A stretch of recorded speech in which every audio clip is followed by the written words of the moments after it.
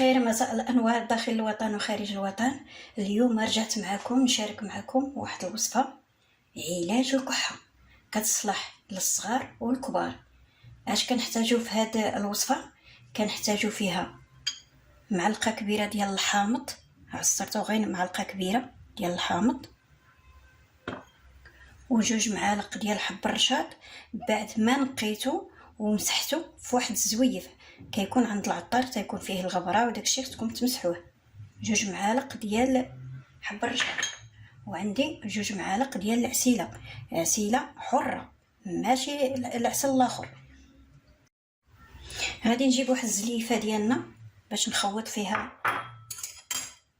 غندير هاد المعلقه الكبيره ديال الحامض،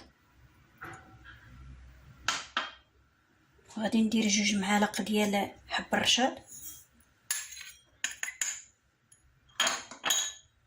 وغندير جوج معالق ديال العسيله الحره ماشي الاخرى.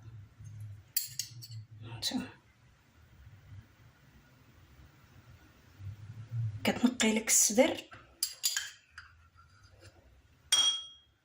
كيكون عندنا الصدر مضيق، تنبقاو نكح ونكح ونكح وتنشربوا الفاني ديال الكحه. السيرو ما دار ليناش، انا كندير غير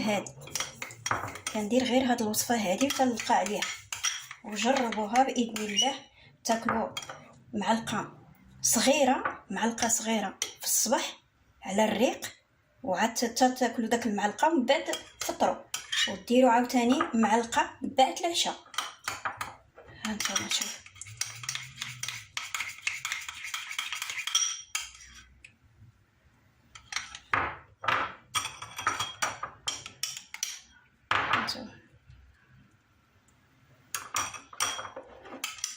خوتها مزيان.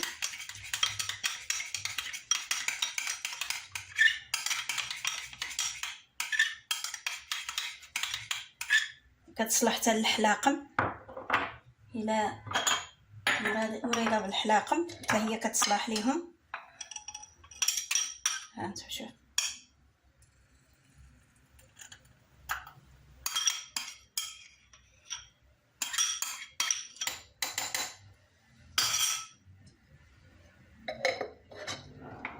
ها هي بحال هكا. تبقاو تشربوها، ديروا معلقه صغيره على الريق وعاد تفطروا، وديروا عاوتاني معلقه قبل العشاء وعاد تتعشاو.